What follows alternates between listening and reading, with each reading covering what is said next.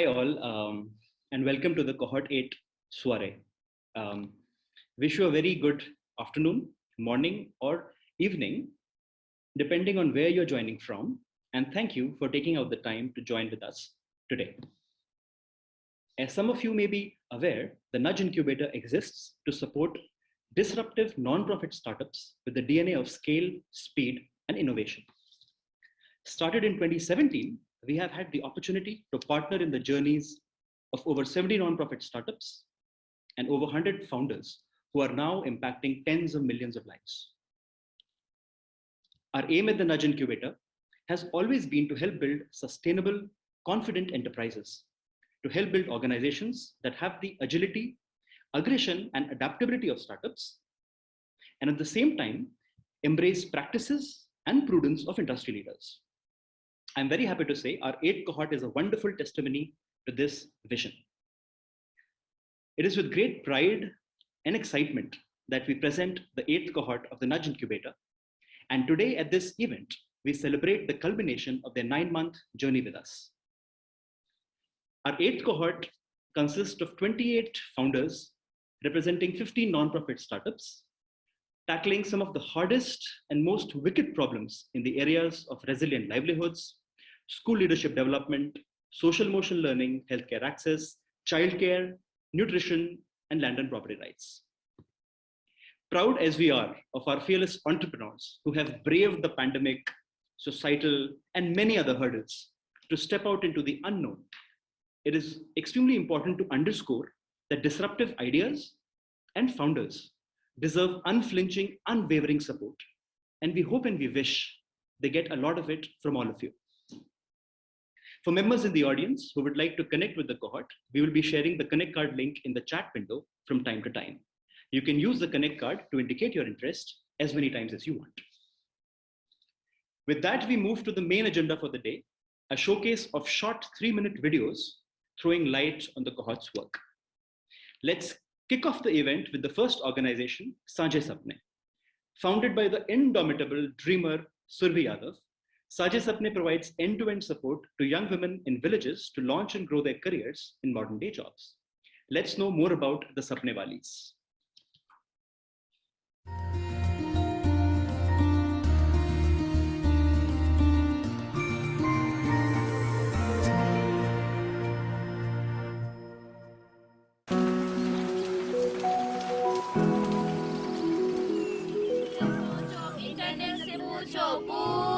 सपना दल से फिर समझ आए तो पूछो दीदी दल से।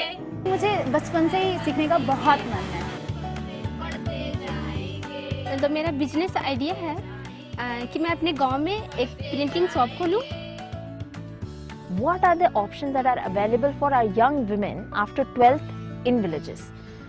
बहुत सारी लड़कियों के बहुत बड़े-बड़े सपने हैं पर साधन नहीं है। तो साझे सपने का पूरा आइडिया या जन्म यहीं से हुआ है कि हमें ऐसी जगह बनानी है जहाँ पे औरतें साथ में आएं, पढ़े, सीखे, सिखाएं, खेले, कूदे, सवाल पूछे और अपने लिए और दूसरों के लिए कमाई के रास्ते खोले और आगे बढ़ने के रास्ते खोले। साझे सपने का पहला सपना सेंटर हिमाचल के एक बहुत सुंदर गांव में, कनबाड़ी नाम के गांव में हमने खोला है। हमारा एक आवासीय 9 महीने का कार्यक्रम है। इसमें कुल 7 राज्यों से ये सपने वाली हमसे जुड़ी हुई हैं। इनकी उम्र 18 से 25 साल तक के बीच में है। हमने 3 करियर ट्रैक्स के साथ हमारे कार्यक्रम की शुरुआत की है।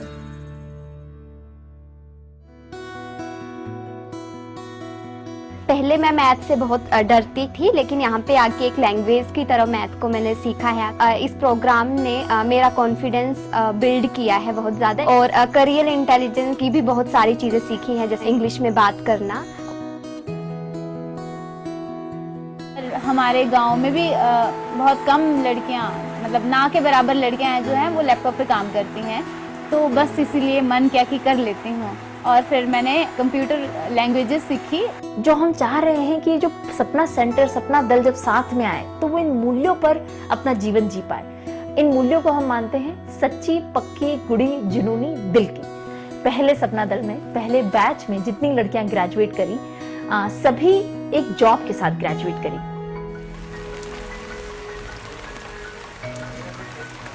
प्रवाह के साथ मैंने जेंडर को लेकर फेलोशिप किया, वो पेड फेलोशिप था।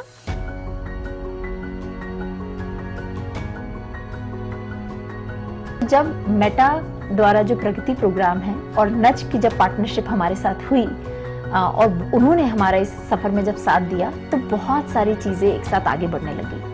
साझे सपने परिवार से जितने भी लोग जुड़े हुए हैं, हम सबका एक बहुत बड़ा सपना है, हर गांव हो सपना सेंटर की छाव।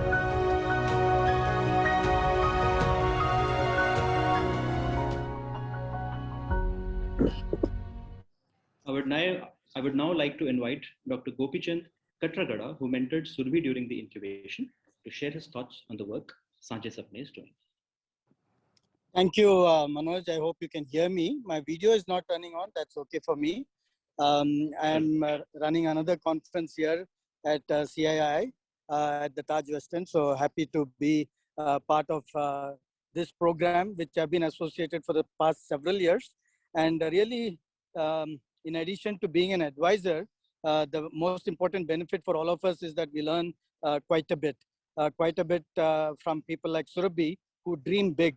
And Sajhe Sapne is about that, dreaming big. And hence, we need to support this big dream of Surabhi, but also the big dream of all the women of the rural areas that she is supporting. Surabhi herself is a firebrand. There's no doubt about it. Anybody who's interacted with her will support that statement. She has an intuitive understanding of pedagogy, and she has an unflinching support for being compliant and process oriented, and this supports her dreaming big capability as well. She is an alumnus of UC Berkeley and IIT Delhi, so she brings all that learning to what she's doing today. She could be doing anything, but what she's doing is that supporting women from the most vulnerable communities and making them career ready. And during the incubation period, what they did, Surabhi and team, was to work on a product, getting clarity and pitching and fundraising strategy going, and organizational development and scaling is what they did with the funding and the mentoring they had from Nudge. It was a wonderful 9 months of interactions for me. I remember my very first interaction, Surabhi was talking and explaining what they do, and suddenly I realized that there were a lot more people on the other side of the camera, and she brought those folks to the front. And I will tell you that in the many corporations I've been, I would have been very proud if that kind of confidence and that kind of passion came about in my teams in the cities. So really appreciate the work that Surabhi and team are doing through Sajhe Sapne.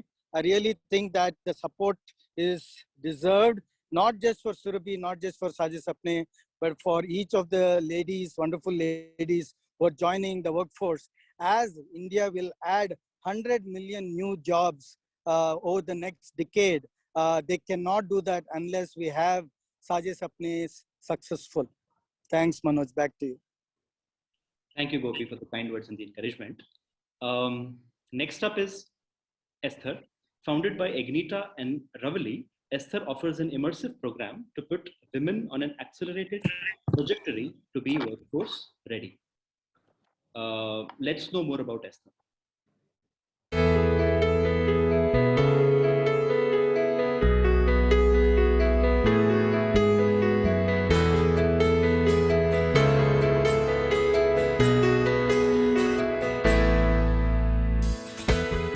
All around us, we see women with ambition, with big dreams and aspirations, wanting to achieve so many things in life, but constantly held back by their circumstances. My co-founder Agneta and I launched Esther in 2021 to address this very problem.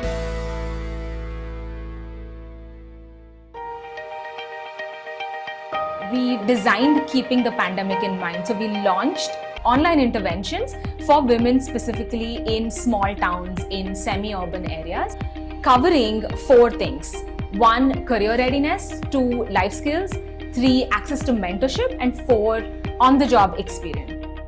So మాకు ఈ ester fellowship గురించి ఎలా తెలిసిందంటే మా madam మాకు ఏమంటారు I learned so many things like I learned what are the leadership qualities exactly we got to know what is team work.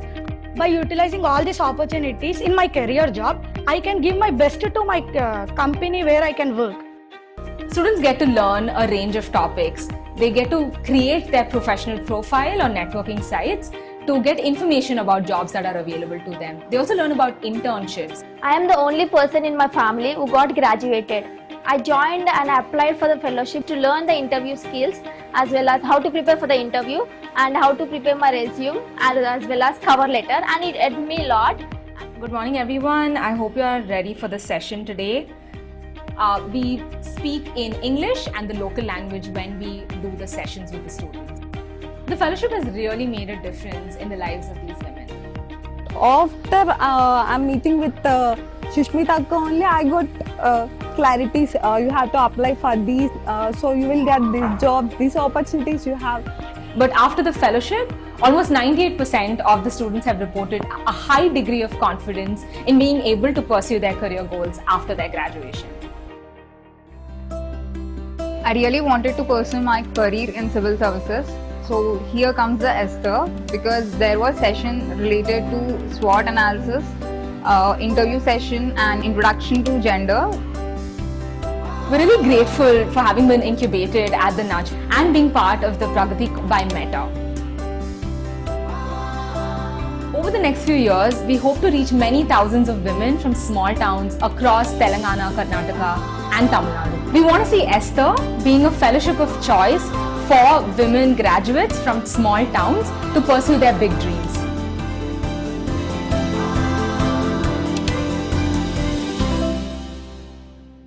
That was Esther. Gopi, request if you can share your thoughts on mentoring Esther. Sure, Manoj. Again, Esther was a wonderful organization that I had the opportunity to work with. And Agneta and Ravali are epitome founders, spirited friends who complement each other's skills. The thing about the team which I really appreciated is, of course, their honesty in exploring how they were maximizing their impact. And they continue that journey, and their quest is that they bring a lot of skills. They are from institutions such as Stanford, Bill and Melinda Gates Foundation, India School for Development Management, JNTU. So they want to ensure that their impact is maximized in the areas that they're trying to help, which is they're helping women graduates from tier 2 and tier 3 cities formally enter the workforce. And I can tell you that as a person who has employed many and as a person who has aimed at getting fresh graduates, even from engineering colleges, many of our graduates are not employment ready. So this is required everywhere, but definitely in tier 2 and tier 3 cities, it's going to make a significant impact. And during the incubation period, Esther worked with a cohort of 178 women, which they down selected from 1,400 applicants. They worked with them to all the way to getting them employed. And 97% of those represented in the cohort reported significant increase in confidence to pursue careers. So they definitely need support as they chalk out where they will impact, but how they will impact. And they have an idea, they continue to refine that idea. And as they do that, they need mentoring, they need financial support as well. These are two individuals we can trust that they will put good use to that support. Most of Esther's beneficiaries are first generation digital learners, and Esther's program has demonstrated significant impact on them as measured by these two honest and seeking results individuals, Agneta and Ravali.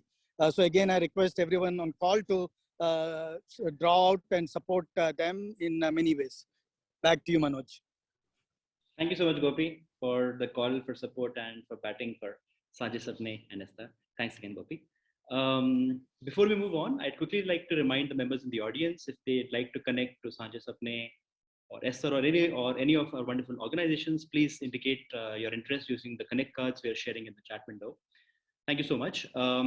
Next up, we have the presentation for Tizar Artisan Trust. Tizar aims to provide sustainable livelihoods, income generation opportunities, and access to professional support to rural artisans in India. A testimony to the progress of Tizar is the fact that they are now a part of the Nudge Accelerator. Let's know more about their work.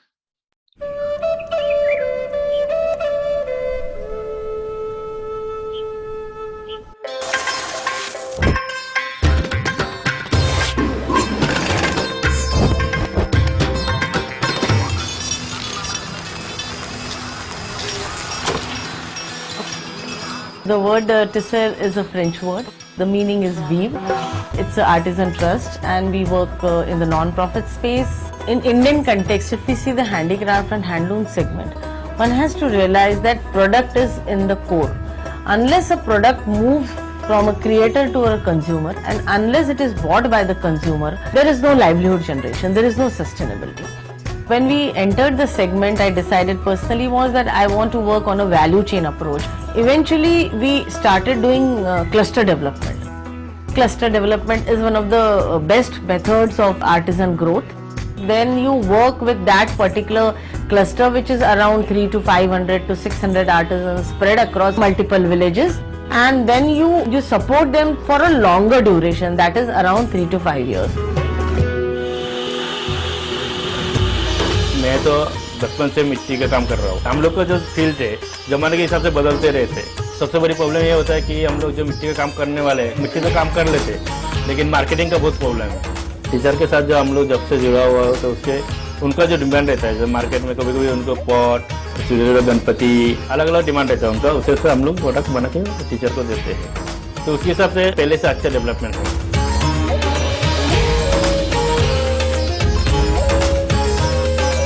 Teacher के संस्था में 2 साल से काम कर रहे हैं। जब हम ज्वाइन हो गए तब हमको 15 दिन का ट्रेनिंग ले गया। उस ट्रेनिंग में छोटा छोटा ब्रश पकड़ना, पेंसिल पकड़ना, कलर कैसे मिक्स करते हैं, वो छोटा मोटा काम पहले सीखा और हमको भी जैसे पता चल गया कि छोटा छोटा काम से बड़ा बड़ा काम मिलता है। इससे क्या होता है कि हम जब बाहर पढ़ते हैं तब हमारे अंदर एक कॉन्फिडेंस आता है कि ये लोग कुछ अच्छा काम कर रहे हैं। इसलिए मेरे पति का भी मेरे को बहुत सारा सपोर्ट है।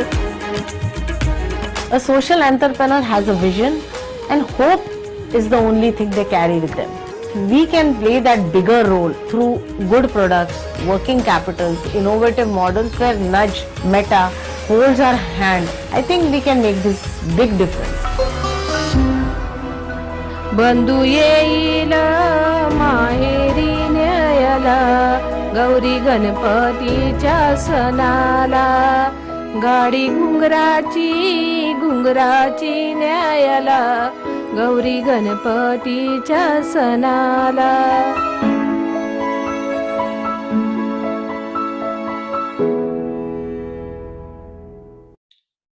I would now like to invite Samit Ghosh to share his experience of mentoring Megha.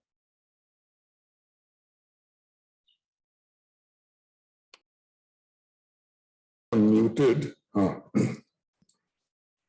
I can't start the video, by the way. Anyway, thank you, Manoj. It's been a privilege in the last 9 months to work with Megha and her team.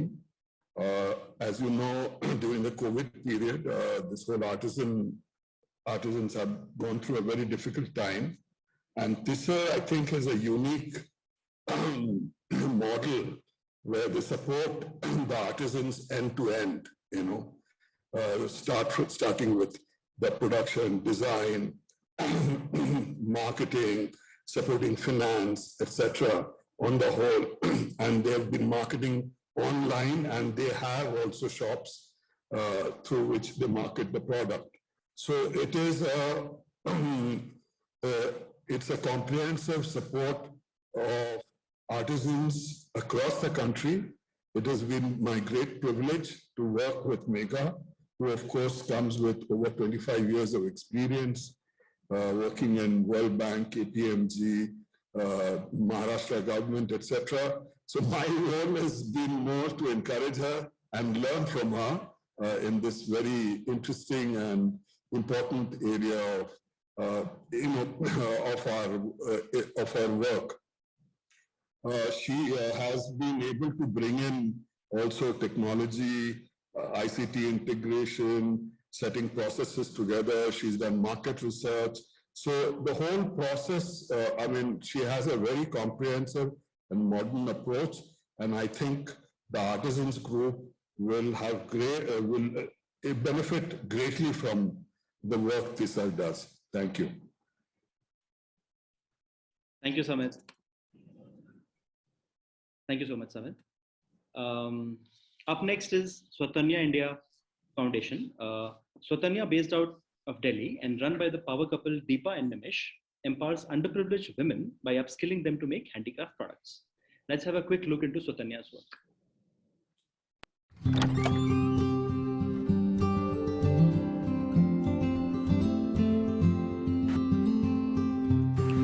Hi, I'm Deepa Pant, founder of Svatanya. After passing out from NIFT, it was a very standard lifestyle. You get into an export house or a design house, and that's how I started, 13 years in the industry. But I saw the sad side of it also. It's the second most polluting industry and a lot of raw material being wasted, and that's when I felt that there's something wrong somewhere. I was always very uncomfortable with the norms of the industry, and that's how I started Svatanya.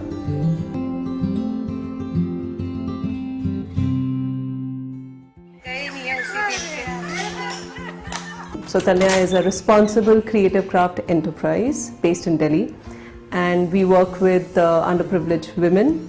We train them to make handcrafted products from the comfort of their homes, and we sell the products through various platforms so that it becomes a sustainable business model where if they cannot go out to work, let the work go to them. नमस्ते, क्या हाल चाल all okay?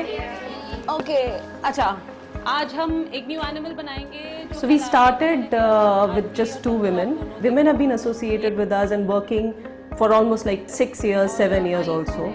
We make products, one which are for gifting, and then festival products. So any festival that's around the corner, we will do gifting according to the festivals that are coming. And the kind of techniques that we use are stitching, embroidery, crochet and knitting. मैं सौतन्य में 4 साल से काम कर रही हूँ. सौतन्य में जैसे कोई भी नई चीज़ बनती है तो सबसे पहले दीदी इसका मतलब पूरा डिजाइन करती है कि कैसे बनना है, किस तरीके से बनना है, इसमें कौन कौन सी चीज़ यूज़ होगी. तो वो दीदी हमें पैटर्न बना के देते हैं, फिर दीदी हमें समझाते हैं, फिर हम उसको बनाते हैं. फिर उसके बाद जैसे हम सीख जाते हैं, जैसे हमने बना लिया, जैसे नई लेडीज हमारे साथ जुड़ेंगी यहाँ पर, तो हम फिर उनको ट्रेनिंग देते हैं. When Pragati happened, it was like a very big endorsement for us. Such a big organization comes and backs you up and says that we believe in you. It just gives you a very strong platform to sort of rebuild and start all over again.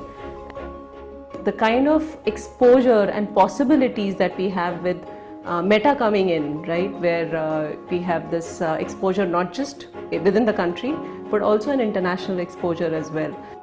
For us, Svatanya would be Amul of handcrafting space. So that's the kind of community building that we want to do, so that there's so many women all across the country who join this as a means for their empowerment.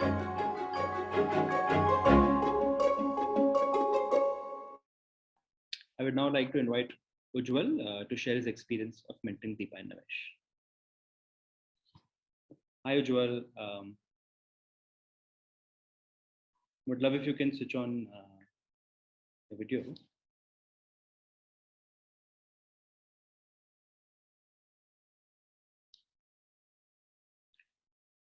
Hi Ujjwal, you're on mute. Can you hear me now? Yes Ujjwal, we can hear you very well. But I don't think the video is on, but doesn't matter. Anyway, so thank you Manoj, and I've had the privilege of working with Nimish and Deepa over the last 9 months. Both of them are excellent professionals, well versed in the ways of the business they run. So over the last 9 months, I've been more a sounding board to them than to be seriously contributing anything, because they're experts. I mean, Nimish has been a part of the Big Four, has been a consultant himself. Deepa has been graduate and has worked in the space, knows the product they've built, and they work in a very interesting space. And that's really what excited me about Svatanya. They work at the confluence of 3 extremely important areas of development, i.e. gender, livelihoods, and environment. Now, and more importantly, they're working to solve the problem of urban. By giving women jobs in their homes, they just transform the face of urban India. And that's what they seem to have done successfully. Over the last 9 months, if I point what has changed, I think it's mission clarity. They know very clearly what they want to do, how they want to do it, where they want to go with the expertise that they've built. In my view, Svatanya is now on the road to take off. They're standing in the air.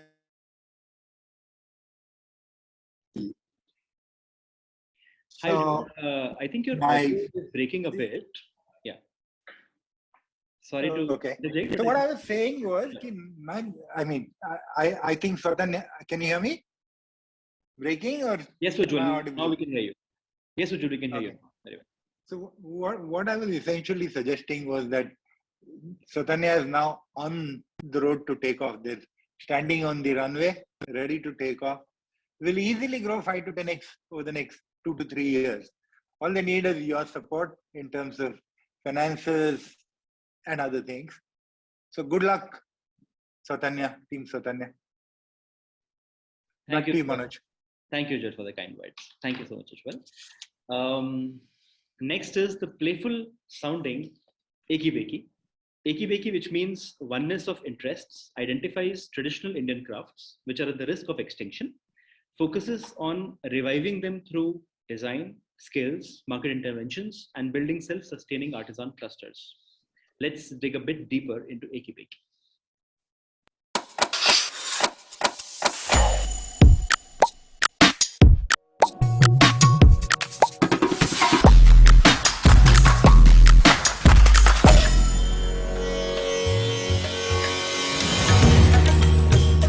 In India, when you travel to smaller places, you realize we have over 3,000 crafts in our country.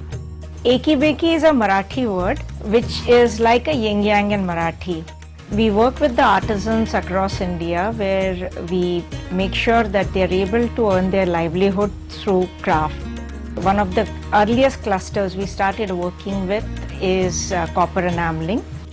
Copper enameling is actually a Persian craft which came to India long back, but today it's almost non-existent in the country. In a remote part of Alibag, a small village called Bhaimara, there are only 2 families who are still practicing the craft.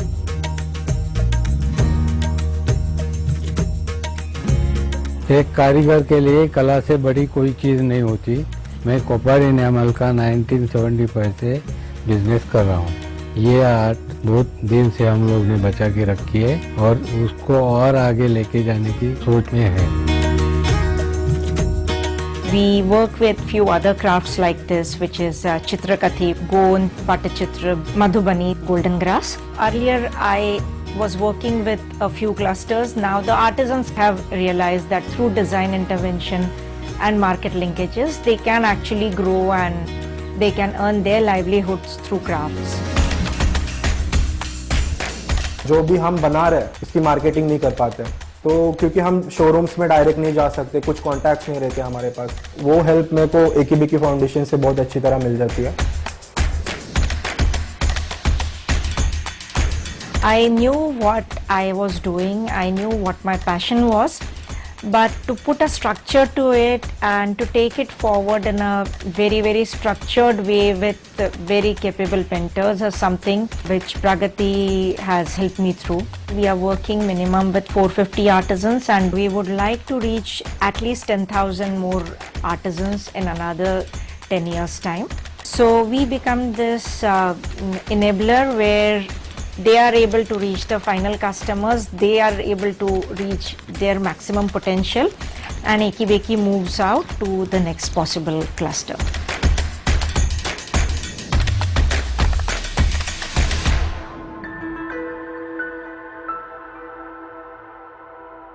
I would like to invite Dr. Sushila Venkatraman to please share her experiences on mentoring Vishpala from Ekibeki. Thank you, Manoj.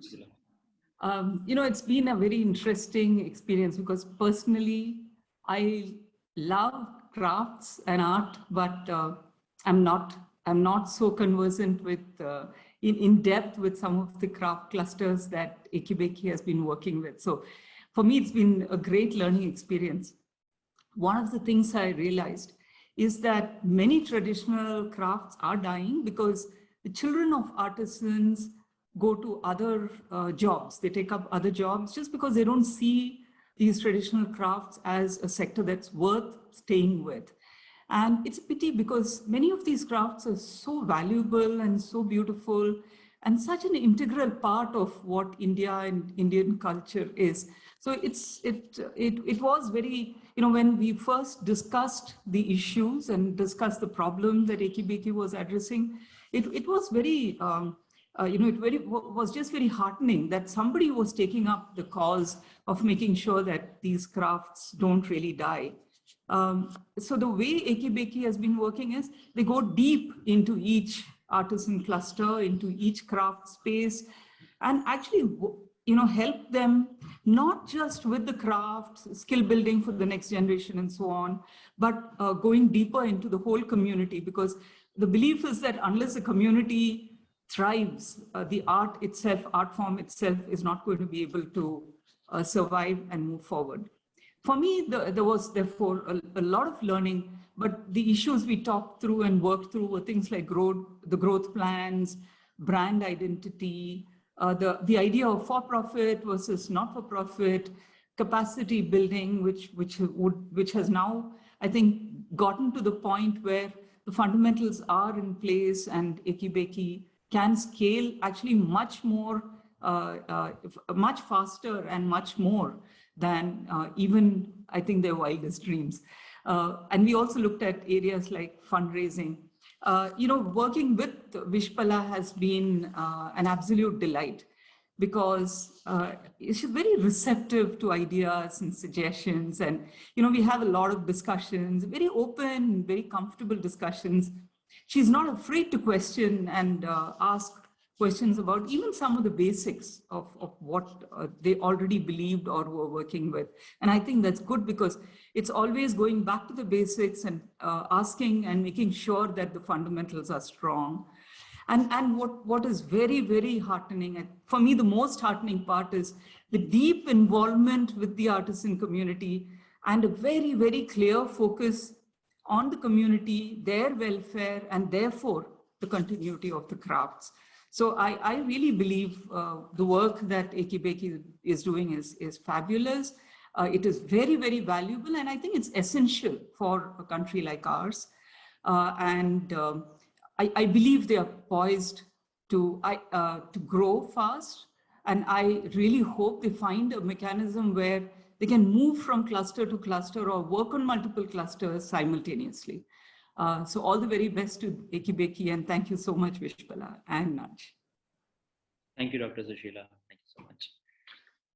We are deeply grateful to our donors, Meta, CGI, Mphasis, Sabre, and Omidyar Network India for their unwavering support. I have a message from Madhu Singh Sirohi, Head of Policy Programs and Government Outreach at Meta, who will share her thoughts on partnering with the Nudge Incubator and supporting Sajhe Sapne, Ekibeki, Svatanya, Esther, and Tissa. Request if you can please play the video message from Madhu. Hey, thanks, Manoj. With more than 800 million internet users in the country, only 33% are women, and there exists a huge gap which needs to be bridged. We at Meta are making efforts to bring gender parity to the internet. How? By boosting women, providing growth opportunities and platform to women entrepreneurs and women-led businesses. Pragati, the effort by Meta and the Nudge, CSI, aims to incubate and accelerate early-stage non-profit organizations that are working either in the space of women's entrepreneurship and women's empowerment or are women-led enterprises to help them progress with the adoption of technology. Today, 5 Pragati organizations are going to graduate from their 9-month incubation program. They are very excited. These organizations, Ekibeki, Esther, Sajhe Sapne, Svatanya, and Tissa, work on societal challenges such as women's education, livelihood generation, and are run by women entrepreneurs who've defied all norms to make this happen. To date, these 5 organizations have collectively impacted more than 10,000 women artisans and more than 1,100 women from low-income communities in improving their livelihood opportunities. And these are now poised to exponentially scale. The impact we've seen with our Pragati cohort is a testament to the fact that we are moving in the right direction. And we are committed to helping women entrepreneurs succeed through greater access to all digital platforms. We're also working with the idea of an employee engagement program with these very same inspirational organizations. Going forward, I'm delighted to announce that Pragati by Meta and NATCSI will support 8 more organizations in its recently announced Incubator and Accelerator livelihood cohorts. I wish all the graduating organizations here today the very best for their journeys forward.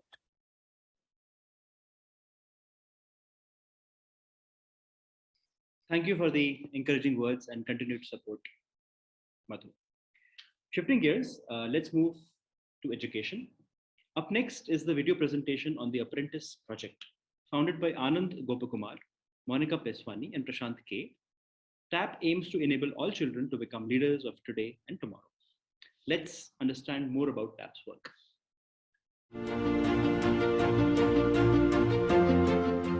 TAP uses co-curricular and scalable technology like WhatsApp as a medium to develop social and emotional skills in children and real-world exposure that can help them to be successful in the current world.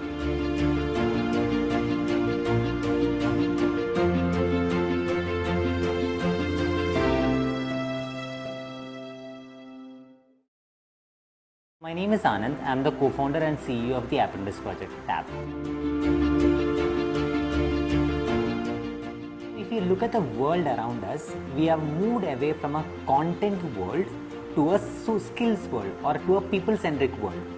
But sadly, the low-income children are still being taught to reproduce the stuff from a 20th century content world, while in a 21st century world, the skills that is needed are not taught to them.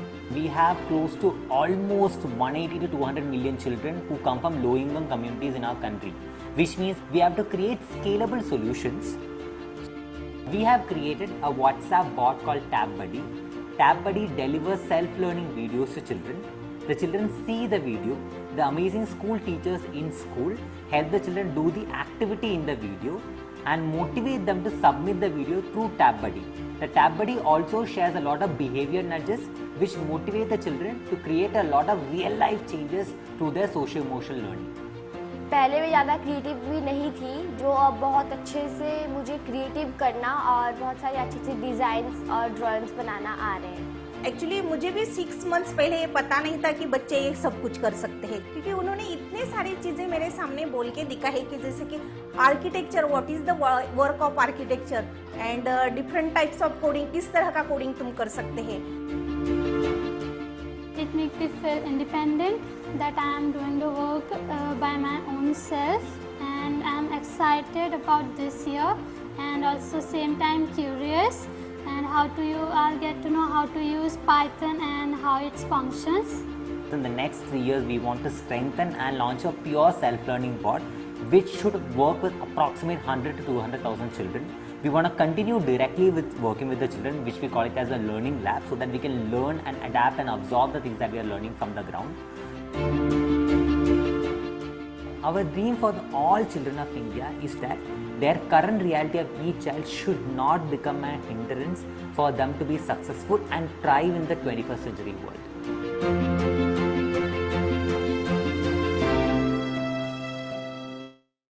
Dr. Sushila, over to you to share your experiences on mentoring. Thank you.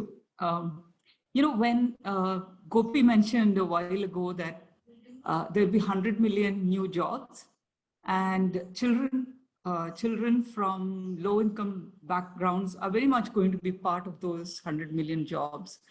And therefore, the kind of work that TAP is doing is extremely valuable because,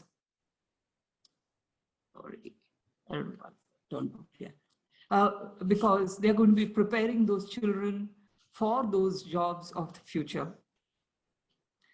Anand, Monica, and Prashant all come from a very good and very relevant background: Teach for India, IMK, Harvard Graduate School of Education, and so on. So, and they're bringing their passion in with a lot of deep research into what the right methodology is, what's the right kind of pedagogy, and what's the right way to apply technology. So it's been a really interesting journey of working with TAP through these many months. What I really liked about working with the team was, the high level of enthusiasm and energy, especially that Anand brings with him, and you saw that in the video as well. The quick decision making, but they do it with after a lot of study and careful consideration of various factors. So I like that balance. They do an extensive study of the field and what is required and the methodology of implementation. That's great too. What I really think is going to be the key to their ability to scale and take this to those 100,000, 200,000 children is their openness to partnering and their ability to partner with other organizations. And I also like the fact that they're constantly checking on the direction of their own actions and seeing where things are going. Most of all, they're very innovative, and I think their use of the WhatsApp technology and the WhatsApp bot is really nice because they've combined gamification along with the content. And I think that really makes a lot of difference because the children find it fun to learn, and it's not just about content being thrown at them. So, during this time, I had the privilege of helping them with questions like building the organization and how do we make it more mature, what kind of structure is right, how do we position ourselves for scaling, and how do you work with partners? So these were some of the questions that we discussed, and I think it was a very interesting journey. I think TAP's work is crucial for the future of the nation. And as more and more youth join the workforce, so I really hope that we will all be able to support TAP in a big way going forward. All the very best to the Apprentice Project, as well as, and thank you for the opportunity to work with you. And of course, thank you, Naj. Thank you, Dr. Sajila, for the kind words and the encouragement. Next up is a video message from our donor, Sabre. Sanjeev Patel, Director of Software Engineering at Sabre India, shares his thoughts on mentoring the TAP team. Request if we can please. At Sabre, we think and continuously work towards evolving our relationship with this society. As a part of the corporate social responsibility objective, we are committed to giving back to the society. And what better than partnering with the Nudge, who work to create livelihood opportunity at scale. They work on many areas like poverty alleviation, English literacy, life skill, livelihood skills, and various other skill development areas, to name a few. At Sabre, our core skill is technology. And when there is an intersection, an opportunity to use technology for social responsibility, that's the sweet spot where we can help the most. And the Apprentice Project, TAP, is one of the initiatives whose vision is to empower all the children to become the leaders of today and tomorrow. The Apprentice Project aims to build life skill in low-income kids of age group 10, 14 years. They have WhatsApp as a channel to educate the kids. And it is really very unique and cool. I must say, I loved it. So very easy to understand and navigate even by a small kid. A few of us from Sabre had been mentoring the TAP team to build a robust application at scale. The group of mentors from Sabre represents a variety of expertise and domain areas. We are really glad to be part of this initiative that is working towards one of the biggest problems facing Indian students, particularly from the low-income communities that lack opportunities to succeed in this very fast-paced world. So on behalf of all the Sabre mentors, I wish the team all the success. Thank you. Thank you so much, Sanjeev. Continuing with education and social emotional learning as a sub-theme, we have Saturday art class. Started by Chavi Khandelwal and Mansi Mehan, two art aficionados. Saturday art class intervenes in government and low-income schools through partnerships with leading educational organizations and offers a formally structured art-based curriculum that focuses on social emotional learning, life skill development, and character building among children. Let's have a peek into Saturday art classes work.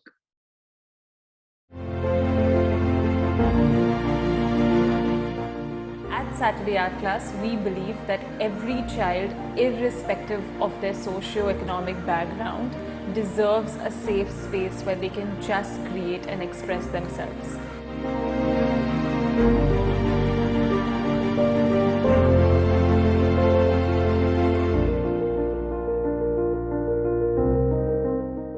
Hi, I'm Chavi Khandelwal. I'm the co-founder of Saturday Art Class along with Mansi Nehan. Children from low-income communities often grow up to not have access to opportunities where they can develop their creative, social or emotional selves. As a result of which, they have low levels of confidence, they struggle with communication, have a hard time solving for problems and taking the right decisions. In 4th standard, when we are studying, we don't think a lot. We feel very nervous or scared. We are accessing this solution to 3 different programs. Our first program is the Art for Educator program, where we are partnering with organizations such as Teach for India, such as Pratham, to enable their educators to take art classes weekly and daily social emotional learning classes for their children. This is called a dash line. This is called a Through the Art Labs program, we are going in as a team to facilitate art class for children, and through our Art a Day program, we're ensuring that we advocate the need for art and social emotional learning within the education system. Now we are openly think and tell everything to our DD everyone. मैंने 2 value सीखे, करेज और एक दूसरा critical thinking. करेज इसलिए क्योंकि जब मैं कुछ करता हूँ तो अपने हिम्मत से करता हूँ, ना कि किसी और से बोलता कि ये मेरा बना दो, और क्रिटिकल थिंकिंग कि मैं उसमें मन लगा के करता हूँ। For the next 5 years, we are looking to develop a strong partnership with the Government of Maharashtra, MCGM and Pune Municipal Corporation on developing partnerships so that we can train and empower existing school teachers to become art teachers so that children have access to art. So my dream is that every child has access to creative tools irrespective of where they come from.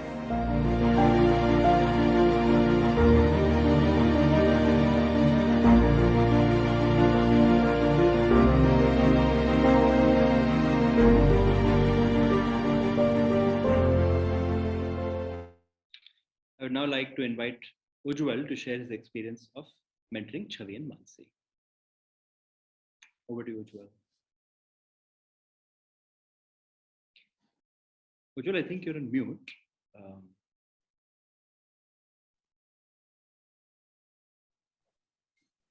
Now can you hear me? Yes, Ujjwal. Audible. Okay, thanks, Manoj. At the ripe age of 72, today I can appreciate that art is an essential component of human history, heritage, culture, and creativity.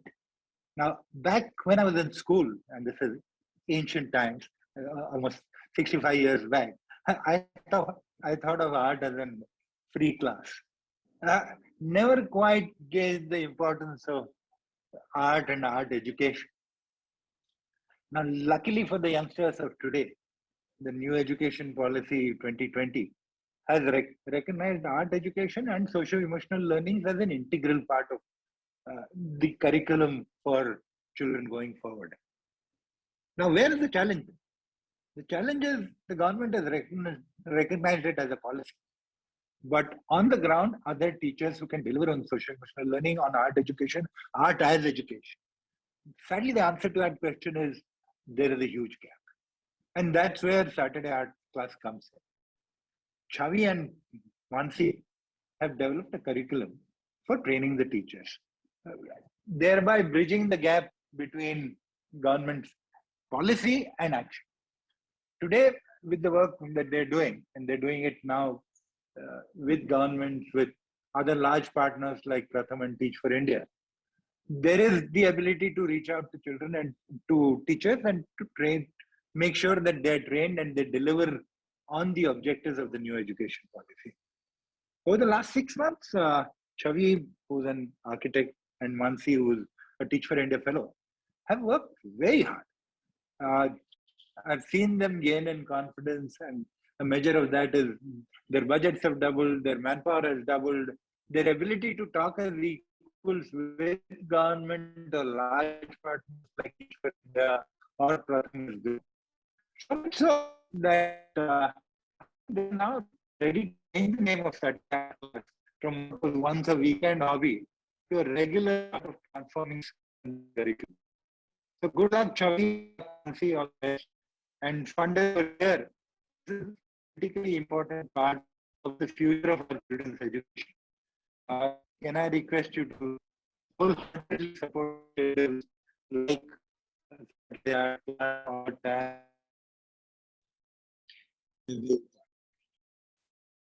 Thank you.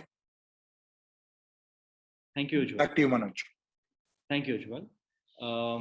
A quick reminder for members in the audience to please indicate their interest using the connect cards shared in the chat window. Thank you again. Next up, we have Alokit, founded by Bedure Sen, Manvi Arora, and Sai Pramod. Alokit's vision is to see all children in India learn in high quality schools led by empowered school leaders. Let's have a look into the world of Alokit.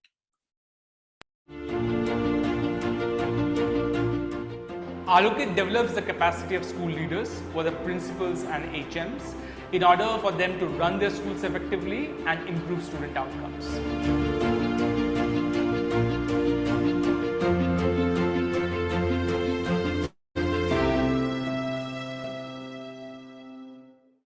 I'm Boydurjo and I'm the co-founder of Alokit. In India, if you see how does a school principal get selected, it's usually based on her tenure. So one day she's a teacher, the next day she's a principal in charge of 300 students, 20 staff members and a bunch of non-teaching staff, right? So what happens in this sudden transition when there is no support given to her? They crumble under pressure. So at Alokit, we partner with governments to understand really the needs of the system and really co-design the program with our government partners. Then with the school leaders, which are the principals and HMs, we have a threefold approach. The first is we train them on content which is required for them to be effective in their role. Second, we create a cadre of people within the government system who can really go into the schools, help them contextualize the learning from the workshop for their own schools. And lastly, we create a community of people who can learn from each other. We had take the synchronous and asynchronous learning from Alokit. They trained us how to take the online classes effectively, how to share the videos, and the tools that Alokit has provided was great. It was very friendly. Alokit has given us that confidence. We are with you, and they try to understand our situation. So by 2025, we want to work with at least 5 state government partnerships, overhauling the school leadership program, right from how they are selected to how they are trained before they join the service to the in-service program. My dream is to really develop the capacity of these school principals across India who are serving children from the most marginalized communities across India, right? And in order to really turn around the schools, make their schools more effective and improve the outcomes of the children drastically. That outreach, it has really made me like a pure human being. What the cost I have come to this world. All that credit goes to Alokit only. I'm so thankful to them.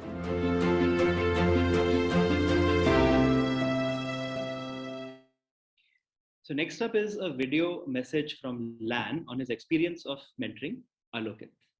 Request if you can please play the video message. Let me take a moment to talk about Alokit,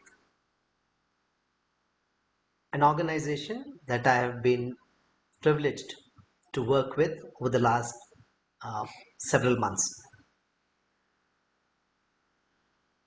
Every conversation with this team, which is focusing on creating empowered school leaders so that every child in this country learns from a high quality institution, has been an extremely rich one.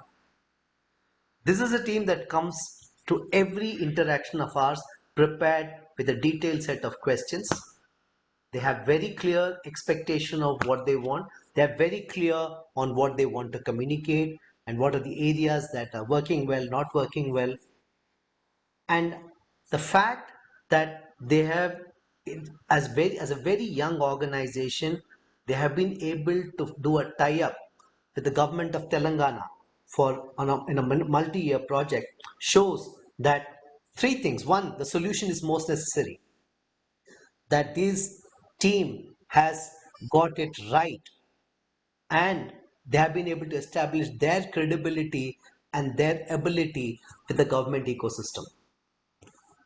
This is as good a start as anyone can expect in this space for a startup. I'm so proud to have worked with Baiduria, Sai and Manvi over the last 6 months. I think they are off the blocks and they're going to really crack this race.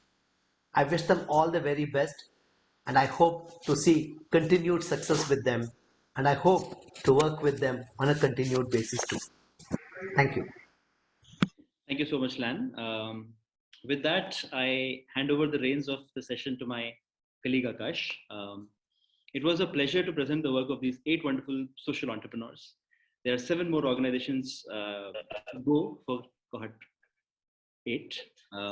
Thank you all for this opportunity. It was my pleasure. Over to you, Akash. Thank you so much, Manoj. Hi all, it is heartening to have you all join us for this soiree for the Cohort 8. I am Akash and I'm excited to celebrate the work of the organizations with you during our remaining time together today. Next up is one-of-a-kind organization called Netri. Founded by the spirited Kangshi, Netri runs India's first incubator for women in the political ecosystem. The incubator assists women to run for elections, become political professionals, and start their own political action units at grassroots. Let's meet Kangshi and the mighty Netris.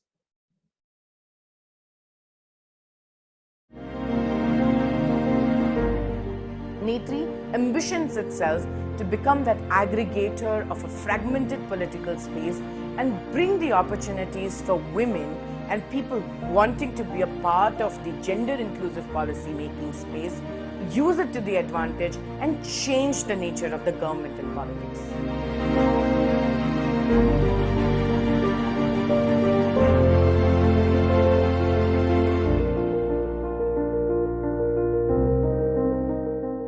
Hi, I'm Kangshi Agrawal, founder of Netri Foundation.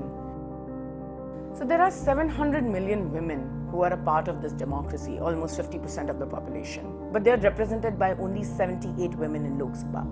Clearly, women are grossly underrepresented in decision making.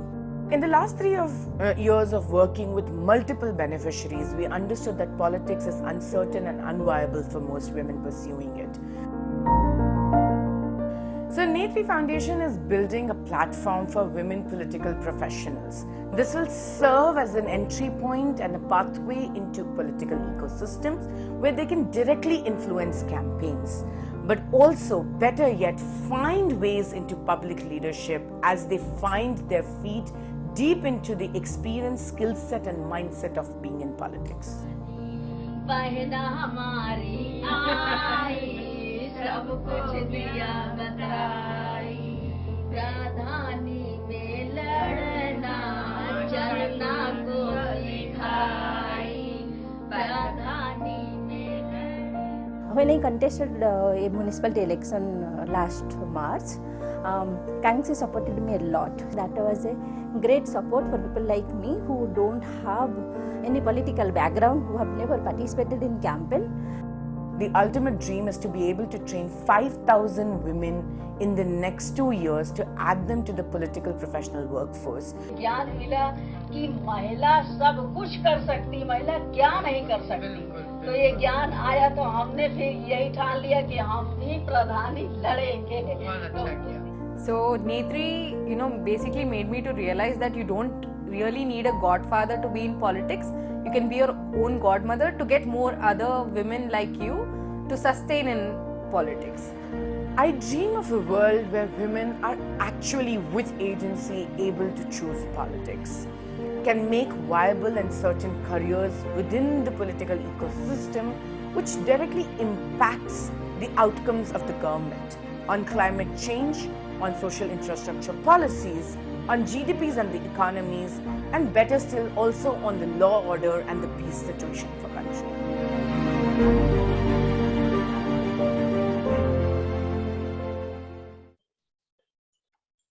After that inspirational and important video, I would like to invite Paresh, who mentored Netri during the incubation period, to share his thoughts on Netri's work.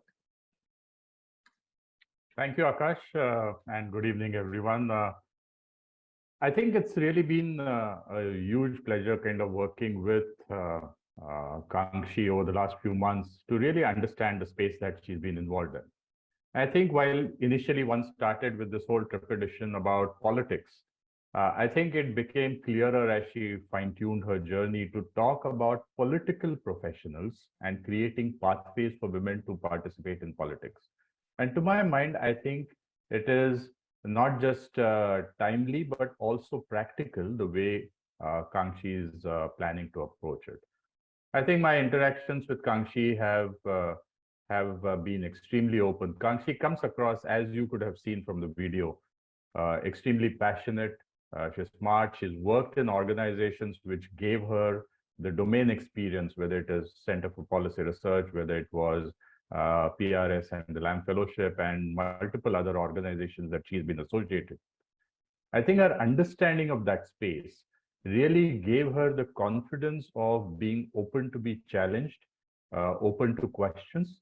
I think that entire interaction with Kangxi really led to a much more robust and a greater fine-tuning of what Netri is really focused on. So I think creating this aspiration for political livelihoods and at the same time through the program enabling women leaders over a period of time to contest elections is something which really is, to my mind, a need for an hour, need of the hour. I think what I have found in Kangxi is, as I mentioned, extremely strong on her domain and her research, open to being challenged on various dimensions of the model, the way she is evolving it. I think her very clear intent on building a network. She understands that this is something that Netri can't do by itself, by all alone, but really work with a cross-section of professionals and organizations in the space that can really help move the agenda forward. It is a big challenge. I think that Kangxi is taken up to Netri, but I think we need entrepreneurs like Kangxi to really push the agenda and to kind of push the entire action on this front. So my best wishes to Kangxi, and I really urge the donor community to reach out and support Kangxi in what she is trying to build through Netri for empowering women leaders, women professionals in the political space of India. Thank you. Back to you, Akash. Thank you so much, Paresh, for sharing your experience with Kangxi. Please look forward to me calling upon you for the next two organizations as well. The next organization up today is Eklavya. Founded by Raju, Prashant, and Akash, Eklavya provides information, mentoring, and guidance to first-generation students from marginalized communities to pursue higher education from premier institutes across the country. Eklavya's long-term vision is to build grassroots leadership in different sectors. Let's meet the dedicated team behind Eklavya and celebrate their work.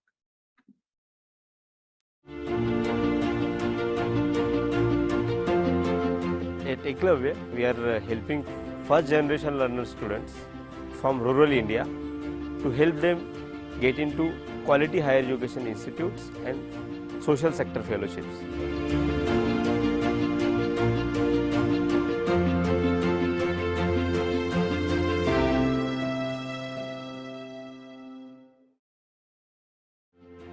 My name is Prashant Chavan.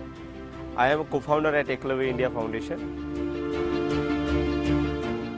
In the region we are working with, specifically in the Vidarbha and Marathwada geography in Maharashtra, there is a lack of quality education. Hence, students are becoming unemployed. 12 के बाद मुझे क्या करना, कहाँ पढ़ना, कुछ समझ में नहीं आया। हमारे मम्मी पापा तो ऐसे हैं कि तुम पढ़ना है तो पढ़ो, नहीं तो घर में बैठ के काम करो। तो मुझे तो पढ़ाई छोड़ने का कभी मन ही नहीं करता था। Another problem is the quality higher education institutes are in the metro cities, but the students from these communities we are working with, SC, ST, OBCs, are underrepresented in such institutes. We have three-pronged strategy at Eklavya. We call it awareness, coaching and mentoring. Eklavya के through हमें बहुत से मदद मिले, जैसे कि हमें आगे की जनरेशन के या अच्छा उच्च शिक्षण के लिए जो मदद चाहिए था, जो गाइडेंस चाहिए था, या तो जो नॉलेज, ये हमें सब कुछ एकलव्य ने दिया है। हमारे लिए उन्होंने स्पेशल ट्रिप निकाले थे कि बाहर की दुनिया को जैसे बच्चे जानने की कोशिश करेंगे, उनके सपना वैसे बड़े। We have mentored and coached more than 1,000 students, and out of which more than 500 students got into different undergraduate and postgraduate program in Premier Institute of Higher Education and fellowship programs. By 2030, we want to send 20,000 first generation learners in Premier Institute of Higher Education and fellowship opportunity. I want to see a world where every student will get opportunity to realize their potential through higher education and career opportunity, and they become a leader in their community and inspire their generations and uplift their society.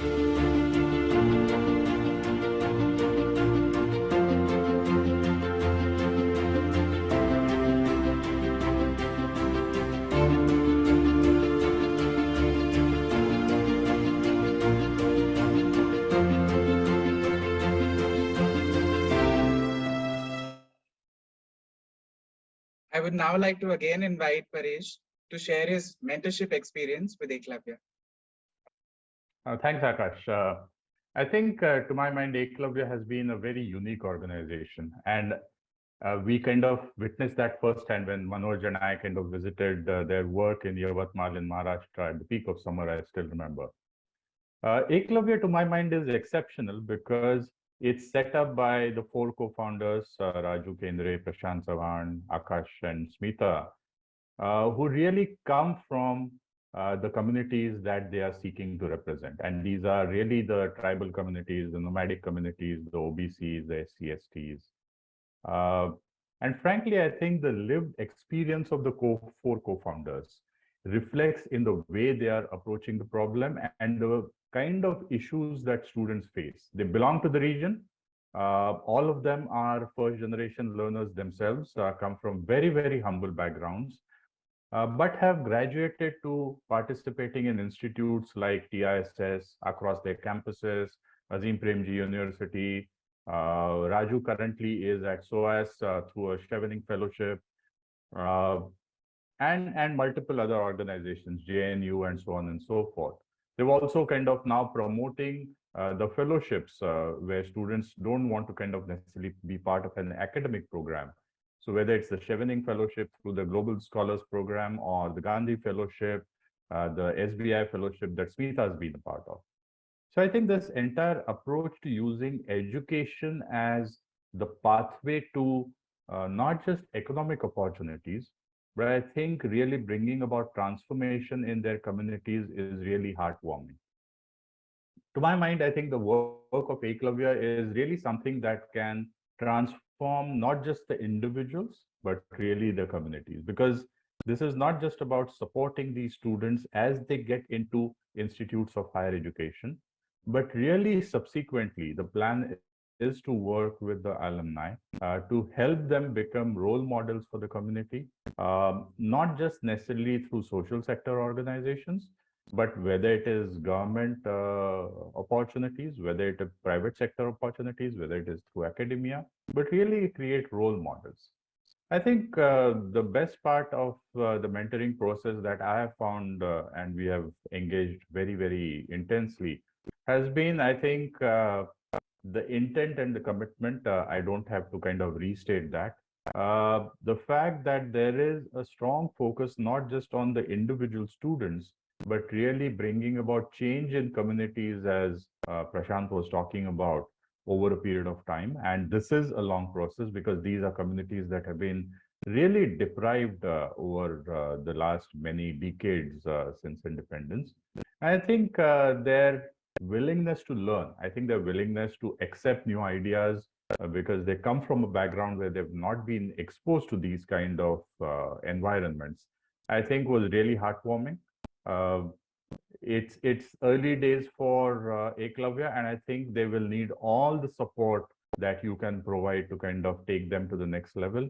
My real best wishes with Eklavya and the team, Raju, Prashant, Akash, and Smita, to build what I believe can be an impactful organization. All the very best. Back to you, Akash. Thank you so much for mentoring and batting for Eklavya operation. So the next organization going to present before you is Fortify Health.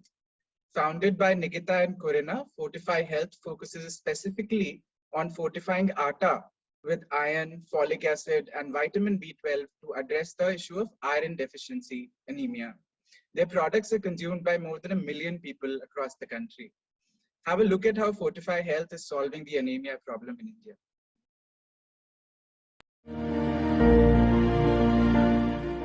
Fortify Health works to reduce anemia at scale in India by fortifying wheat flour or atta with iron, folic acid and vitamin B12. Fortification is an especially cost-effective and evidence-based public health intervention. And because it's embedded in existing supply chains, it's also a very scalable way to improve micronutrient intake at a population scale.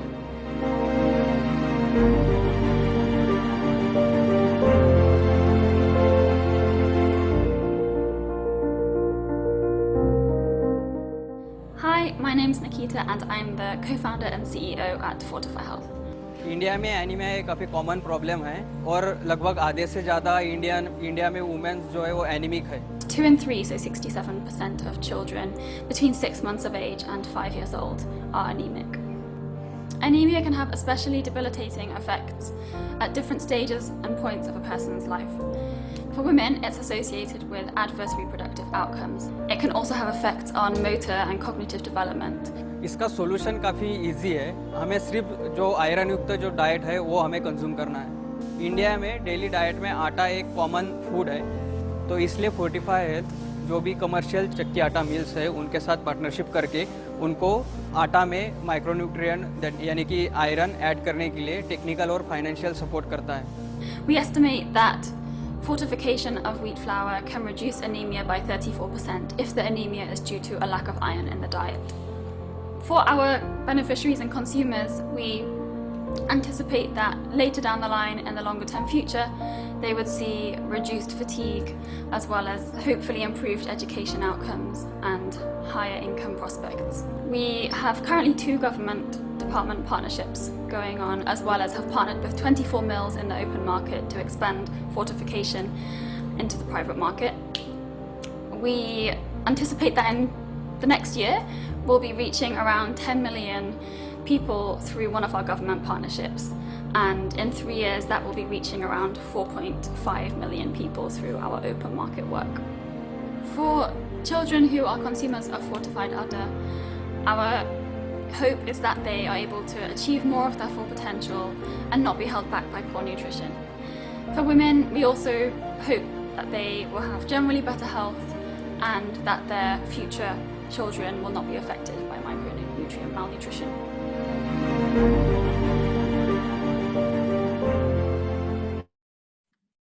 I would now like to invite Paresh again, who had mentored Fortify Health during the incubation period. Wonderful. I think for anyone who's hearing about the anemia problem, the solution sounds so simple. Fortification of wheat or any kind of grains that we end up using.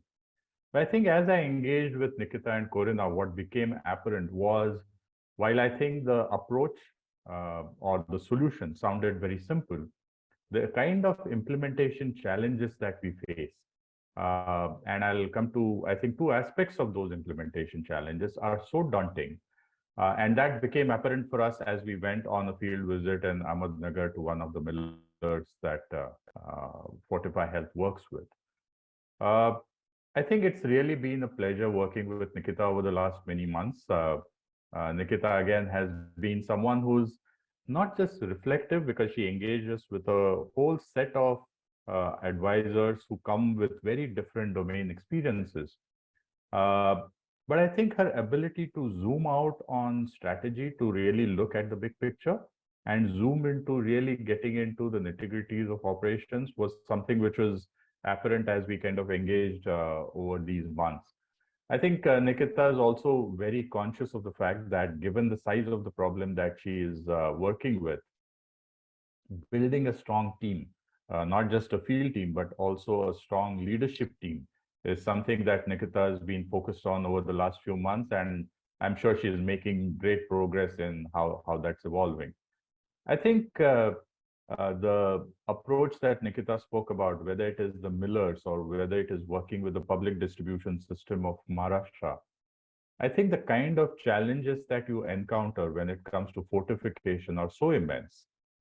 It's not apparent as to why millers or any government engagement should really kind of pick up fortification. I think to that extent, the uniqueness of the model that really stands out is the financial and the technical input that Fortify Health provides to the private millers was something which really kind of makes it an easy imperative for them to adopt the model to see how that can grow their business over a period of time.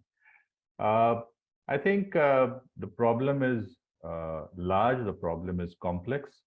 And the fact that the team is working with a diverse set of stakeholders, the markets, the millers, the private millers who engage with the market, the central government, the state government agencies. I think what I've seen is really that intent and really what I would call the gumption to pick up a problem as large and as big as this one. So my best wishes to Nikita, Corina, and the entire Fortify Health team. And I think this is something that I'm sure a lot of donors would really relate to in how this can help our younger generation really become responsible adults in terms of their ability, both not just physical, but also their emotional capabilities. So please do think about the Fortify Health and support them in their journey. Thank you. Thank you, Paresh, for going the extra mile in mentoring, supporting, and even accompanying us in visiting these three organizations. It is an unholy hour in the United States at this time, so we are doubly grateful for you to join us from there to support and celebrate the founders. Up next, I would like to invite Sarojini, Head of Corporate Social Responsibility at Mphasis, to share her thoughts on partnering with the Nudge Incubator and supporting Saturday Art Class, Netri, Eklavya, Waatavaran, and Fortify Health.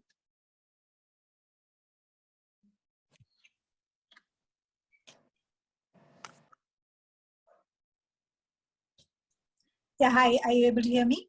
Yes, Sarojini, you're audible. Yeah, good evening. I'm Sarojini Subbiah, and I head corporate social responsibility and sustainability activities at Mphasis. Thanks very much to the Nudge team for allowing me to share some thoughts at this forum. To introduce Mphasis to those of you who may not know, we are in the technology business for over 25 years now. And being in this sector, we believe that there is an opportunity to bringing about social change by applying the power of technology and disruptive solutions.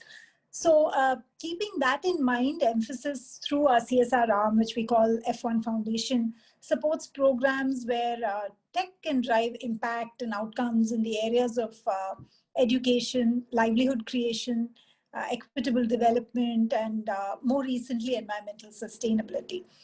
So the other aspect that we strongly believe in as an organization is to identify and drive those CSR projects that can scale and have sustainable impact.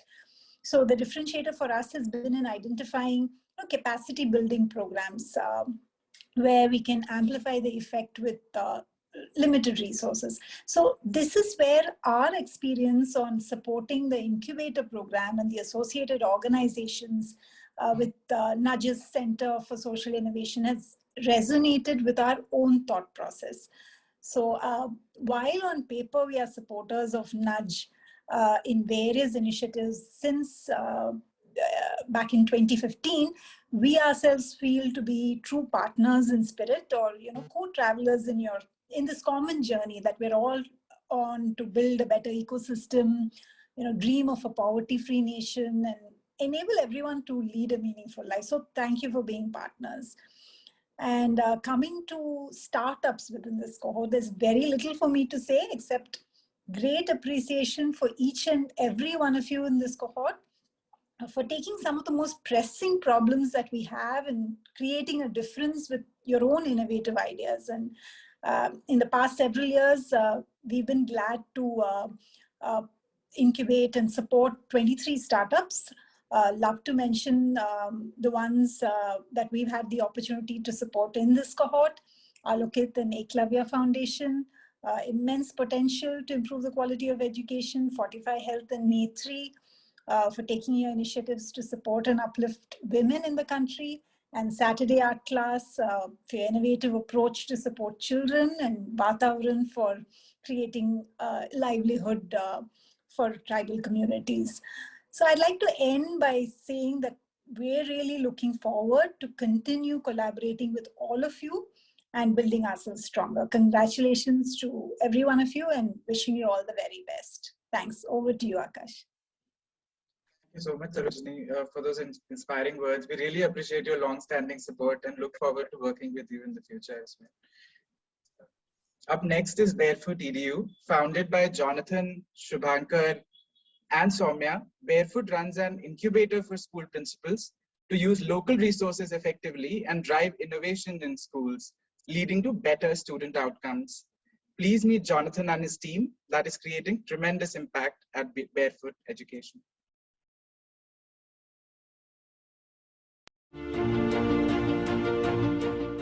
At Barefoot, we create a movement of empowered leaders that can make education meaningful for children now.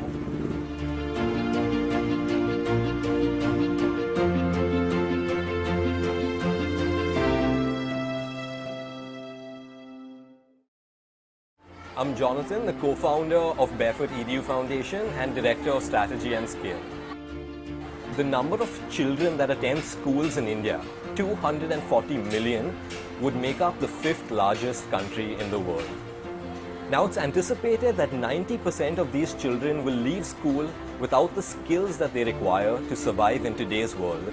The rate of school improvement needs to increase drastically now. With your heart, I am happy who I am. I am a good person. At Barefoot Edu, we believe in the potential of people to lead change. Therefore, through workshops, coaching, and peer learning, we build the capacity of school principals to think like entrepreneurs and drive change rapidly in their schools. To believe is to know the value of a nurturing heart, the innocence of a child's eyes, and the beauty of an aging heart. Barefoot Education actually has built my ability and capacity in school management as well as fundraising and also in project-based learning, which I have continued in my school. Meeting with other principals has helped me a great in the way of understanding what are the challenges faced by the other school leaders and what are the things or the good practices done by them to overcome their difficulties. So it has been a learning platform for me also, and also to showcase the good and the best practices in my school. Over the next 3 years, we plan on increasing our impact from 100 school leaders to 100,000 through a statewide partnership and impacting over 10 million children. My dream is that every principal in India is able to think like an edupreneur and drive innovation and transformation in their school in the way that they know best. It's about time that communities are invited into schools and schools spill over past the physical boundaries of their institution.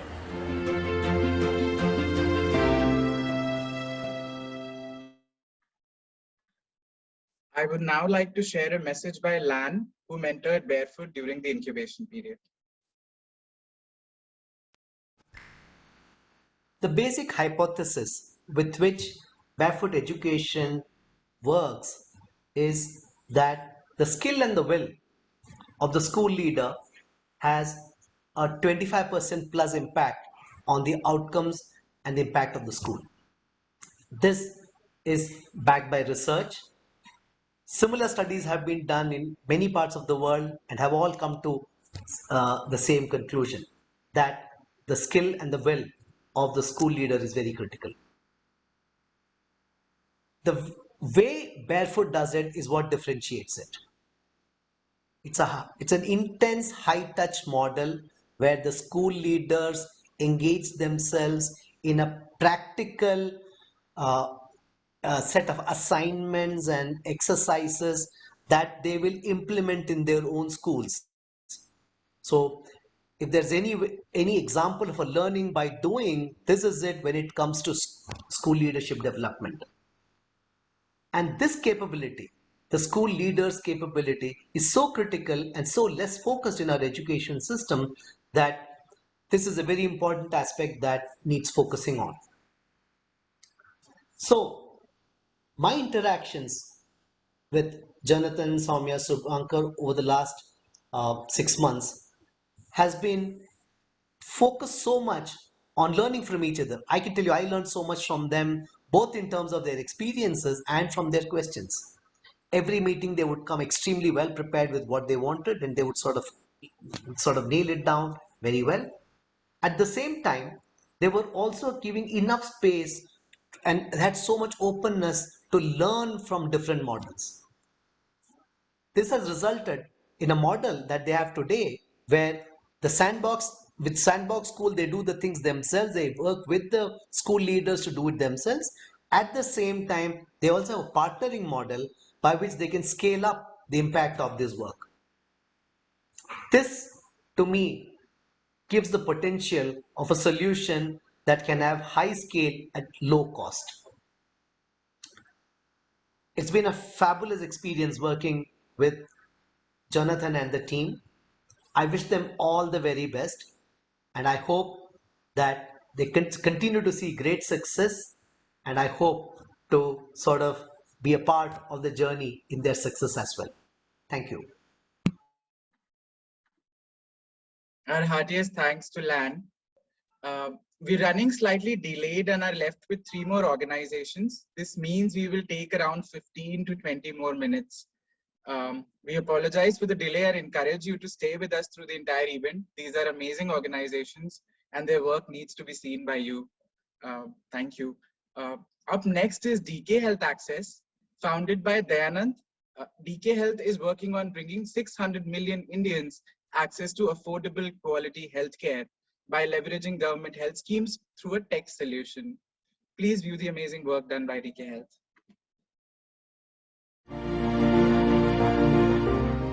At DK Health Access Foundation, our vision is health for all, and we are trying to improve access to healthcare services for all, like last mile people, those are living in urban slums, rural villages and tribal para.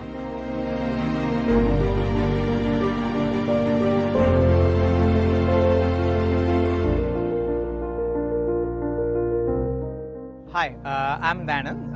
I'm a founder and CEO at DK Health Access Foundation. In India, around 600 million people are failing to get access to healthcare services, and 67-8% people are paying high out-of-pocket expense on healthcare services, in spite multiple government schemes on healthcare for the cashless hospitalization, affordable healthcare services. But due to lack of information, lack of support, lack of awareness, people are not able to get access to healthcare services through these schemes. To solve this problem, at DK we have developed a unique solution called Sulabh-Ilaj. Sulabh-Ilaj is an online-offline model which empowers the patient and a healthcare coordinator. For the patients got the access to healthcare services through this app, and the coordinator got help right from to the identify the patient's health problem, matching with the health schemes, and getting the access to the healthcare services which they are needing through the government schemes. मेरे को ना आँखें को मोतियाबिंद हो गया था, बहुत तकलीफ होने की, मेरे को ऐसा नजदीक भी नहीं दिखने का, रात को तो कुछ नहीं दिखने का जरा भी, सब बोले आपके मोतियाबिंद हो गया, उसके दिख के खा और आया फॉर्म भर के लिए और हॉस्पिटल से अपॉइंटमेंट लिए, फिर वो लोग मेरे को ले गए हैं। डीके संस्था है ना, उनके तरफ से मेरे आँखें को बहुत फायदा होगा, मेरा अच्छा होगा ऑपरेशन, आँखें भी अच्छी दिख रही है अभी। In last 2 years, we have supported 25,000 people on access to healthcare services through our Sulabilas app. Now we are looking to scale it to the bigger scale. In this financial year, we want to scale it to the 5 states with 50,000 people support on access to healthcare services. And in just next 3 years, we want to scale it to the pan-India. My dream is to support last mile people on access to healthcare services. Those are living in the urban slums, those are living in the rural, those are living in the tribal paras. They should get access to healthcare services wherever they want without any financial hardship or without any social barrier.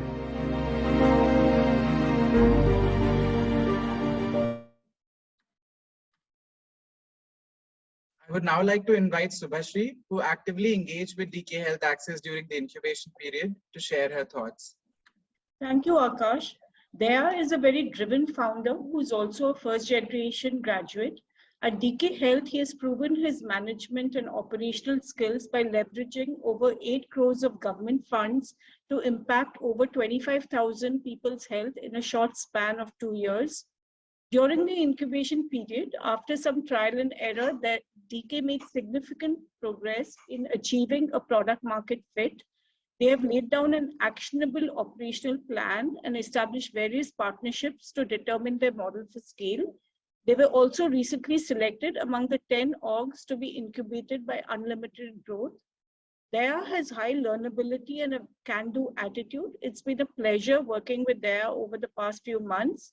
DK Health is poised to scale with its Sulabh Ilaj app, and I wish DK Health and Daya the very best. Thank you. Thank you, Subhashri. Next up is an organization with a unique model in the adoption space, Where Are India's Children, or WAIC. Founded by Smriti, Meera and Pratima, WAIC works on bringing all orphaned and abandoned children in childcare institutions into the legal ambit of adoption. Their smart and speedy work has enabled them to get selected for the upcoming cohort of the Nudge Accelerator. Please meet the team behind WAIC.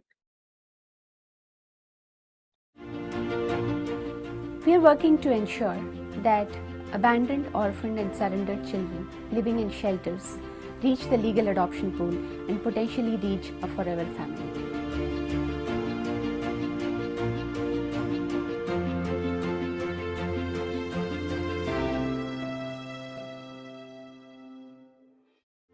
My name is Meera and I am the co-founder and director of Where Are India's Children. There are close to 4 lakh children in shelters and close to 30,000 parents waiting to adopt, but barely 2,000 children in the legal adoption pool. The child protection system in India is massively distributed. So what happens is there's no verifiable data, the tracking is all manual, and lack of understanding of the adoption process. So these adds to the existing problem. We're taking a 3-pronged approach to solve this massive problem. One is our technology-enabled fieldwork. So our field workers go to every shelter we have approval for, collect the children's data, evaluate the children's data for adoption eligibility, and work on the ground to process these children and put them in the legal adoption pool. In the last 6 to 9 months, we have run pilots in 2 states. Our caseworkers have collected data of more than 3,000 children, gone through hundreds of files, and brought more than 90 children into the legal adoption pool. एक case है, मैं बताना चाहता हूँ। ये case जब मैंने हाथ में लिया तभी वो 9 इयर्स की हो चुकी थी और हमने 4 महीने बहुत सारे वर्क करने के बाद सक्सेसफुली एक फैमिली ने उसे रिजर्व कर लिया। 2. We're looking at existing policies and working on advocating for changes in them. And 3. We're working on capacity building, training, workshops for prospective adoptive parents who are adopting children older than 6 years. Currently, we're working in 2 states, Maharashtra and Telangana. By 2025, we intend to expand to 5 states. Which means we have to scale rapidly and we have to hire more caseworkers. For that, we have launched the 2022 fundraising drive, and our goal is to raise about 85 lakh INR for this financial year. I dream of a world where no abandoned, orphaned or surrendered child languishes in shelters unnecessarily and is evaluated quickly and reaches a waiting family out there.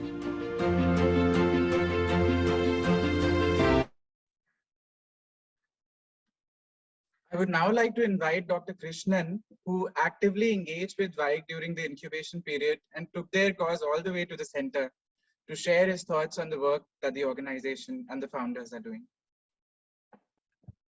Thanks, Akash, and namaste to all of you. As Meera pointed out, the problem of uncared children is real and urgent. She gave you a flavor of the numbers. Close to 400,000 children who are in shelters which are meant to be temporary, and barely 2,000 of them on the adoption list. The founders of Where Are India's Children, Smriti, Meera, and Pratima, have a deep personal connect with the problem, being adoptive mothers themselves. In a short period of just about 2 years, WAIC has partnered with the Women and Child Development Departments of Maharashtra and Telangana, and has approvals to work across all districts in these 2 states. As it is, they have already made 110 plus children legally adoptable in this time. But I think what's going to be much more interesting as a public policy exercise is the ability to scale across states, and much more important, now working with the Union of India in being able to modify and influence policy and the law on the subject. I wish them good luck, and wish all of you would join me in working with them on this very, very worthy cause. Thanks, Akash. Thank you so much, Dr. Krishnan. We really appreciate your proactive support to WAIC. Next up is Waatavaran, founded by Bhagwan. Waatavaran works with tribal communities for securing the guardianship of their ancestral land using Forest Rights Act, GIS-based mapping technology, which is powered by a digital backend. Let's watch their work.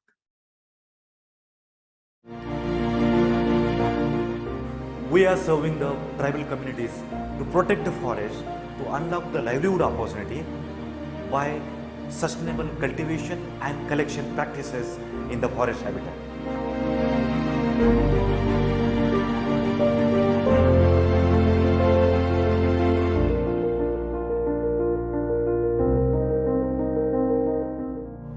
My name is Bhagwan, the founder of Waatavaran. The problem that we are addressing is the loss of dignity of tribal communities, loss of identity and loss of livelihood, and therefore the loss of forest cover.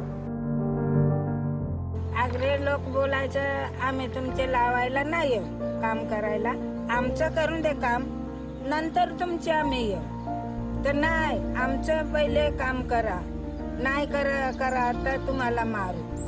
This lead to forced migration for daily bread and butter, and it also lead to the extreme poverty situation among the tribal communities.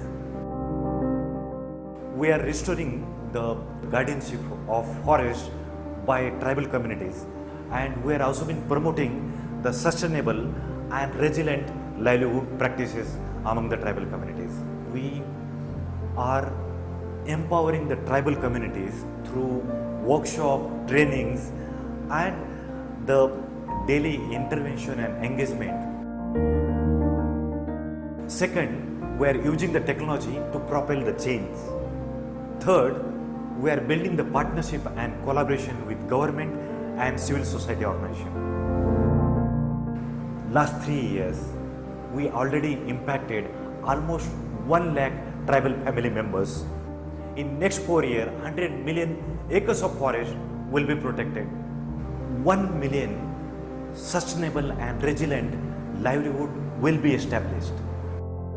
वातावरण आलं आणि वातावरणाने सांगितलं की बाबा हे तुमचं आहे आणि हे तुम्हाला करणं गरजेचं आहे.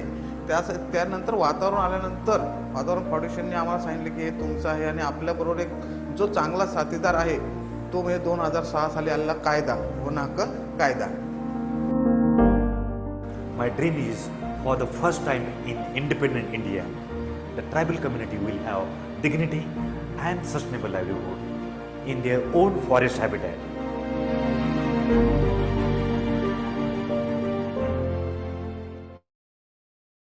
I would now like to again invite Dr. Krishnan to share his experience of mentoring Waatavaran. Thank you again, Akash. Waatavaran, led by Bhagwan, as he mentioned, serves marginalized tribals by securing them access to lands through the Forest Rights Act of 2006. The team, and it's a wonderful team, has shown great resilience and has been able to work at an accelerated pace by training the locals in the area to use GIS-based mapping technology as well as digital platforms.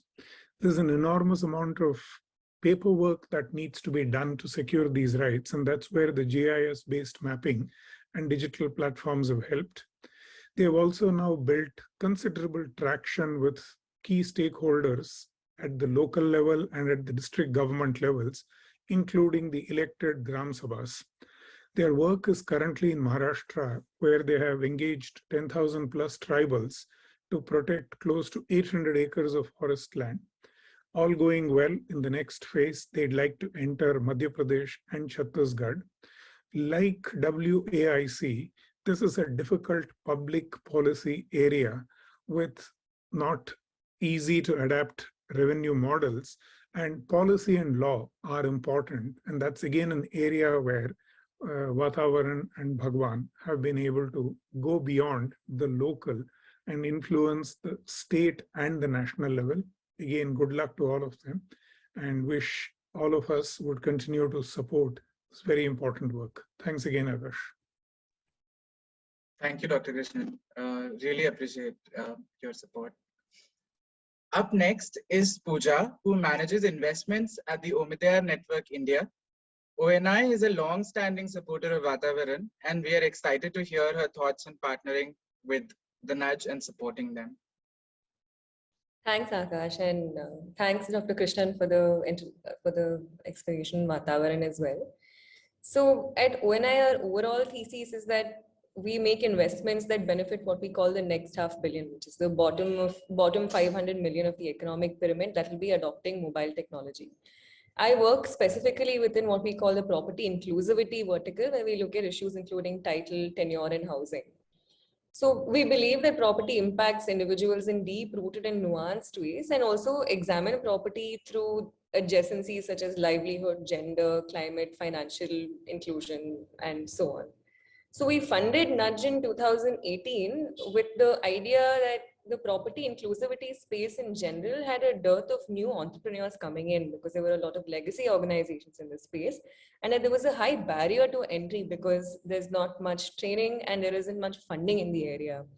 So through the investment, so far we have funded about 24 non-profit organizations in the property inclusivity space.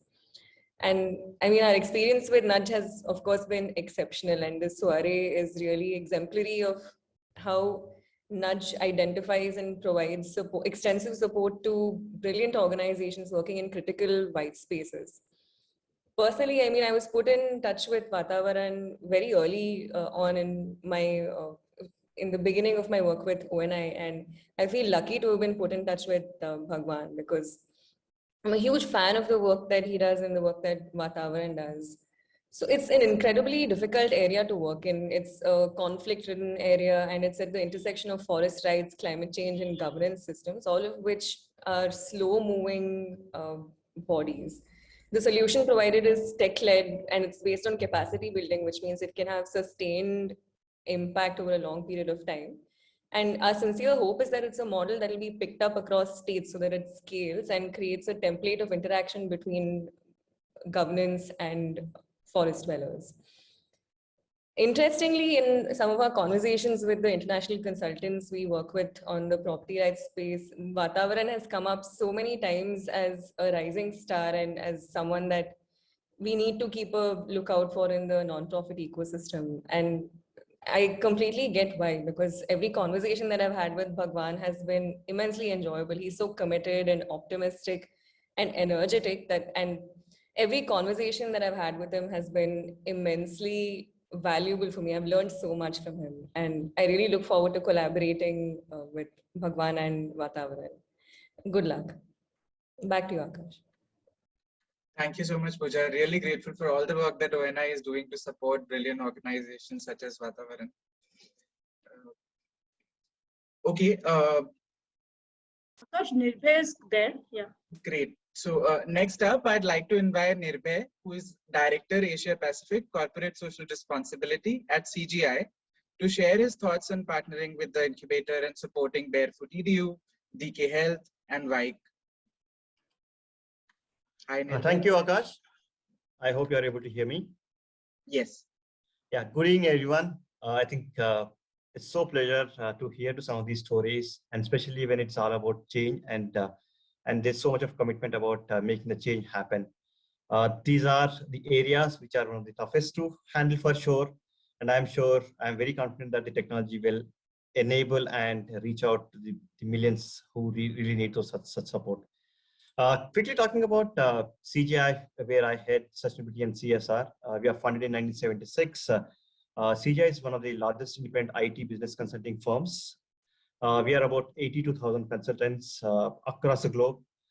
We provide end-to-end portfolio capabilities, be it IT and business consultant services. When it comes to sustainability and CSR, it's all about collaborating with stakeholders to build more an inclusive and sustainable world. We cater to three pillars. We call it people, community, and climate. While CSR sustainability is a compliance in India, but we do have as a core value at CGI, and we drive it very, very closely among our members who are our employees.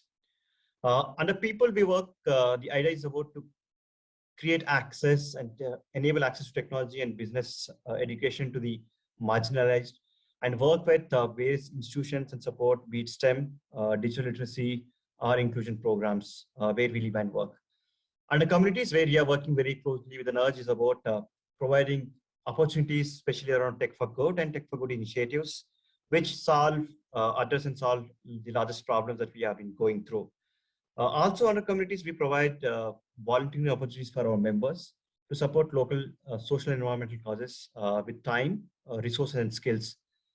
This also about building a close connect with the communities where we have offices and where our employees work. And of course, the third pillar, which is climate, which is no words required to express about the climate. I think we are already late. And with the commitment to climate, we ourselves committed being net zero by 2030.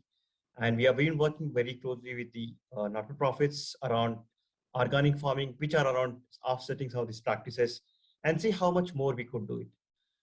And about the partnership, very, very thankful to Nudge for providing such a wonderful opportunities working with startups, and especially with the social startup, which really required as much as support like any other startups. And when it comes to, when I hear some of these stories, especially the commitment that I see from the founders, I wish I could go back to about 2 decades back and see what more I can do in personal capacity. While with such commitment, I think I would feel on behalf of CGI, we stay committed.